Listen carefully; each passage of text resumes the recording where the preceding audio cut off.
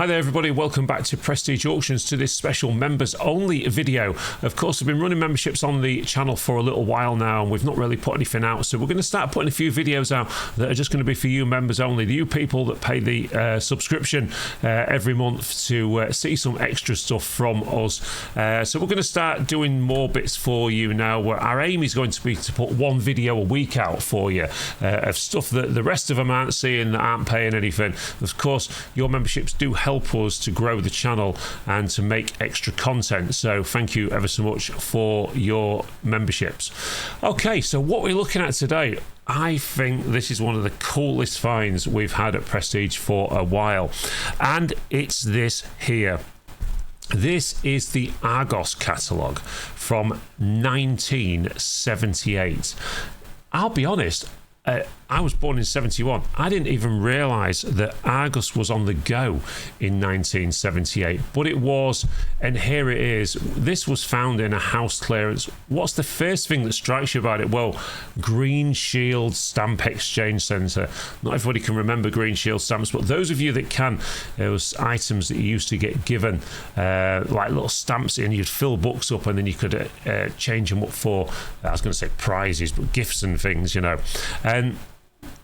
But what was so exciting about finding this? Well, we're going to cover this off on a series of videos looking at different things. First thing that strikes you is when you flick through the catalogue is how many of the items that you're actually clearing into the auction room these days. And it helps you actually look at the timestamp for them. So as we look at this one here, this of course was the first item that kind of took my eye, which was the Space 1999 transporter. We sold one of these recently at Prestige Auctions on a tray, and it made 30 or 40 quid, with the main piece that they wanted was this transporter.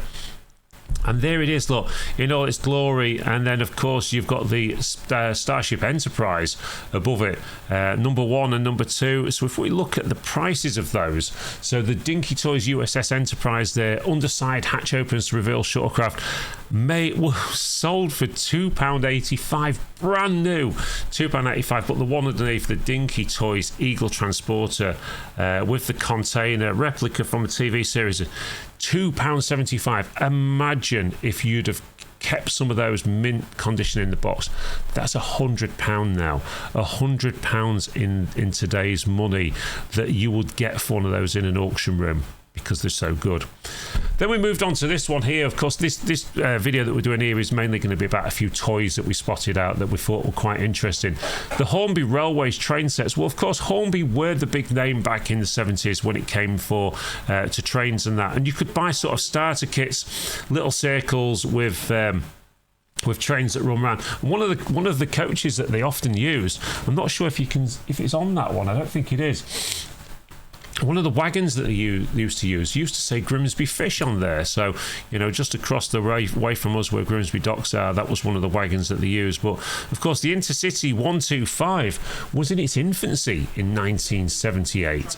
So, for that one, you know, Hornby was always on the ball with getting the latest, the latest stuff out. So, how much would one of these cost you back in the day? Well, there you are. The power controller was £10.75. This stuff, for the time, wasn't cheap. Hornby British Rail high speed passenger train set, £19.75, which, you know, all of these sound cheap. They sound cheap for these days, but of course back in 1978 this wasn't cheap. This would have been a lot of money to somebody struggling. And, you know, even as a child myself, at 8 years old or 7 years old even, you know, I wasn't lucky enough to get most of these things. Well, look at this one here. This was the one that every little boy wanted in the 1970s. It was Evel Knievel. Evel Knievel, the stuff, the motorbikes and everything. Well, what every kid wanted. You had the side here, and you would wind the thing like that, and all of a sudden it would fire off, and Evel Knievel would be doing wheelies and all sorts of stuff. And again, these here, when you look at number 1 and number 2 there, if you look at these now, so the Evel Knievel stunt cycle, gyro powered, will do wheelies, everything that I just said, mid-air somersaults and much more, includes 7-inch flexible Evel Knievel figure. You know, Argos's price in 1978 was £6.99, with the Super Jet Cycle at £7.99. I can tell you now, if you'd have kept that mint in the box, you would be again somewhere 70, 80, maybe even £100 for those today. Even out of the box, we've sold those at £20 and £30 in play-worn condition. So they also did this one here, which number 9 was the Evel Knievel. This was the scramble wagon there, and so you get the picture there of what it was. The Evel Knievel scramble van. The vehicle acts as a workshop, kitchen and caravan, complete with furniture, tools, bike trailer and a ramp length. £7.45. It seems crazy these days that these prices were just so cheap. But of course, the other thing that was big in the 1970s was the $6 million man. The $6 million man, and we've also got the Bionic woman there as well as this the vehicle there, the Bionic mission vehicle. What can you expect? I will say you don't see many of these in and around the auction, so they're an item that kind of got missed. I've seemed to remember the Bionic man had a thing in his arm there that came out, was like a computer type thing. Anyway, let's have a look what they cost back in the day. Bionic woman, $4.99. The $6 million man at £4.75. Cheap money, really, when you consider. I'd love to have paid that sort of money and kept them mint in the boxes. The $6 million Bionic vehicle, obviously a hot toy, £9.75. That one there. Of course, the other big thing in the 1970s into the early 80s as well was Action Man. Palitoy, of course, who were the makers of it. You know, every little boy wanted Action Man.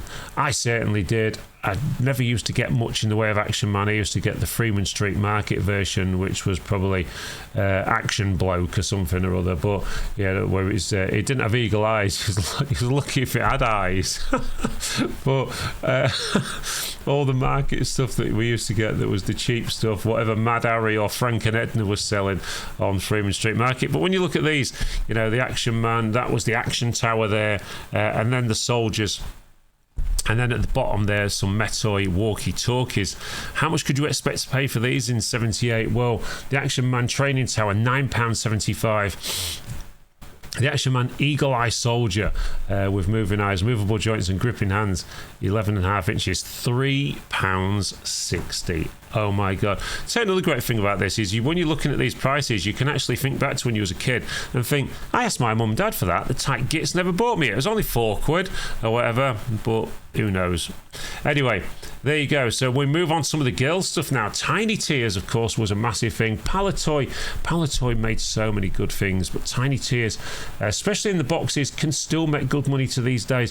I won't say they're as hot as they used to be, but let's have a look what they were selling for. The Tiny Tears baby doll there, $5.99. The Tiny Tears bath time set, only £2.75, and so on. So this gives you a good idea of what stuff was making, and yeah, that stuff would be worth more than that now. But again, it always seems that the girls' toys don't seem to hold the price like the boys' toys do for some reason. And that's probably more to do with the fact that the boys are more inclined to actually go and buy the items back years later, whereas girls probably aren't as bothered, maybe. Anyway, so everyone had this one. You know, even if it's a little boy, if you went round to somebody's house that had one of these there, which was always classed as a girl's toy back in the day, was a till, and you would have all the little bits of money and that in there that you had at 23. This was made by Kasdan's, of course, and that one was only £3.50. So the Kasdan cash register at £3.50 was relatively cheap toy at the time. In theory, but of course it depends. You know, you've got to look at how much people was earning back then. Girls World, there it is, number 4 in the catalogue, this one on that page. And Girls World, we had one of these in the auction the other week, and it did £20 odd in very play-worn condition. So how much did it cost? Well, it was £8.45 back in the day. Head has growing hair, I wish mine did, and a variety of different styles can be created, including hairstyling. So again, another cracking piece there. This one we had in the auction recently, the Rod Hull and Emu game. Rod Hull's Emu game by Dennis Fisher. Flick the chips into the revolving emu's mouth for 2 to 4 players, operated by one battery at £5.75. That wasn't a super cheap toy for just what is a quick game, you know. So again, someone was Jaws. Oh my god, when the film came out, everyone was scared to death. The Jaws game was awesome. This was operated in the inside. I remember this because I had one with an elastic bands that went down the back, and of course it would have like a closing mouth action. Of course, the weight of all the things that was on his mouth, and you'd have the gaff up there, and you'd have to take one piece off and then another piece off and so on. And if you worked out your weights rightly, you'd try and get it so the person that took their item off and the door shut, well, they lost. Okay, so how much was Jaws? I had one of these. How much did Mum and Dad pay for it? £3.25 for the Ideal Jaws game. Thing is, with Ideal games, Buckaroo and all this sort of thing, were all very simple ideas, but they created hours and hours of fun. Tin Can Alley. Now, this was about as electronic as it got in 1978. And this was an amazing game where you would put the tin cans or the plastic cans, whatever they are, on top of the thing there, and it was done on a light sensor, so you'd shoot your gun like that, and if you hit the light on it, the can would come off the top. And when you look at this, in 1978, was £23.50.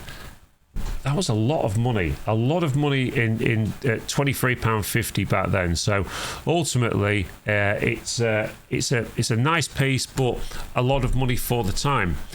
This one here, the Sunbeam by Raleigh. Well, when I first looked at this in the catalogue, I actually thought that this was a Raleigh chopper. Well, it's not. Sunbeam by Raleigh was basically a Tomahawk, which was the smaller version of the Raleigh chopper. So no middle gear stick or anything like that to damage yourself on if you crashed. And this one here, only £42.50. But again, £42.50 in 1978 was a lot of money. So when I was roaring as a kid to my parents, I want one of those, and I was miffed when I didn't get one. You can see why. They were expensive toys. There you go, £42.50, and there you go, Sunbeam by Raleigh, commonly known as the Tomahawk bicycle. Strong wedge frame, look at that. Lovely, lovely old bike, that one. And anyway, so there you go. That's the first in these kind of member only videos that we're going to do. We're going to be looking at all sorts of different things from over the years, whether that be old catalogues. We've got more to cover off in that Argos catalogue from 1978. We've also got a 1985 edition as well, so we're going to be comparing some prices and stuff like that. So once again, thanks ever so much, everybody, for watching this member only content, and do still hit that like button and all the rest, because it does help out the channel. We do want to get more people signed up. More people we get signed up to memberships and things, the quicker we can get on with the Fly on the Wall documentary, because we'll have more money to do it. Once again, thanks ever so much for watching, and we'll see you all again very soon at the auction.